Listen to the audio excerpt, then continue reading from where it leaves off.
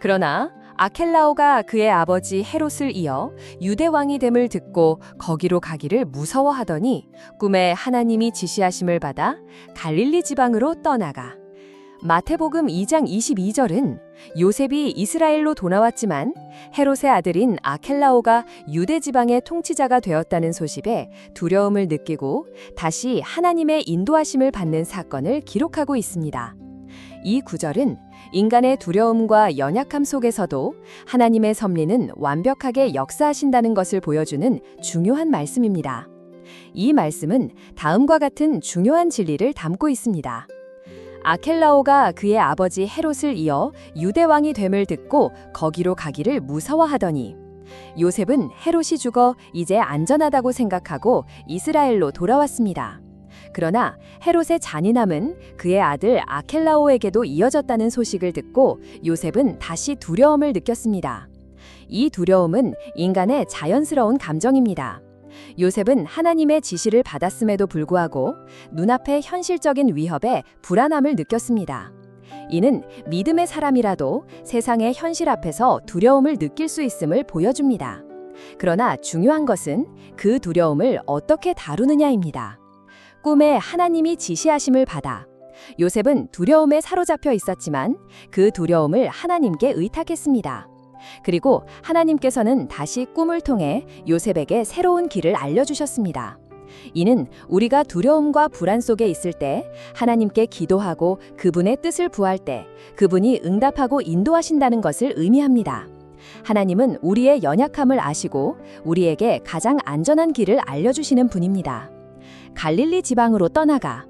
요셉은 하나님의 새로운 지시에 순종하여 유대 땅을 피해 갈릴리 지방으로 갔습니다. 갈릴리는 유대 지방보다 상대적으로 변방이었지만 그곳이야말로 예수님께서 어린 시절을 보내고 성장하시며 후일 공생의 사역을 시작하시는 중요한 장소가 됩니다. 요셉의 순종은 예수님의 생명을 보호했을 뿐만 아니라 예수님의 사역의 무대가 되는 지역을 선택하는 하나님의 위대한 계획을 이루는 데 기여했습니다.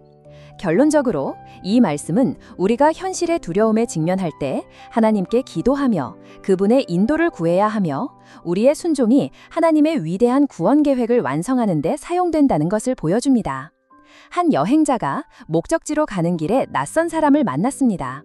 낯선 사람은 여행자에게 제가 목적지까지 가는 가장 빠른 길을 알려드릴게요 라고 말하며 한 갈림길을 가리켰습니다. 여행자는 그 길을 따라가려 했지만 밤에 꾼 꿈에서 그 길은 위험하니 다른 길로 가라는 음성을 들었습니다.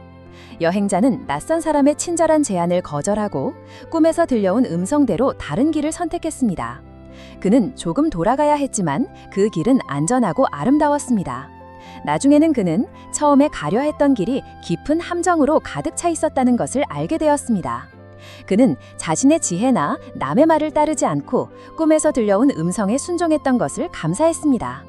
우리 형제 자매 여러분, 이 이야기 속의 낯선 사람은 바로 마태복음 2장 12절의 헤롯 왕을 상징합니다. 그는 마치 선의를 베푸는 것처럼 보였지만 그의 속마음에는 악이 가득 차 있었습니다. 동방박사들처럼 우리도 때로는 세상의 가머니설에 속아 위험한 길로 갈 수 있습니다. 그러나 하나님께서 주시는 음성에 순종할 때 그분은 우리를 세상의 위험에서 보호하시고 가장 안전한 길로 인도하십니다. 우리 형제 자매 여러분, 마태복음 2장 22절 말씀은 우리가 현실의 두려움에 사로잡힐 때 하나님께 기도하고 그분의 인도를 구해야 한다는 것을 알려줍니다. 혹시 지금 당신이 눈앞의 어려움 때문에 불안해하고 있지는 않으신가요? 이 말씀은 꿈에 하나님이 지시하심을 받아 갈릴리 지방으로 떠나가 라고 기록합니다. 이 진리를 기억하며 두려움 속에서도 하나님의 음성에 귀 기울이는 우리 모두가 되기를 소망합니다. 우리 형제 자매 여러분, 모든 두려움을 주님께 맡기고 그분의 인도하심을 따라 살아가는 복된 삶을 살아가시기를 축복합니다. 아멘.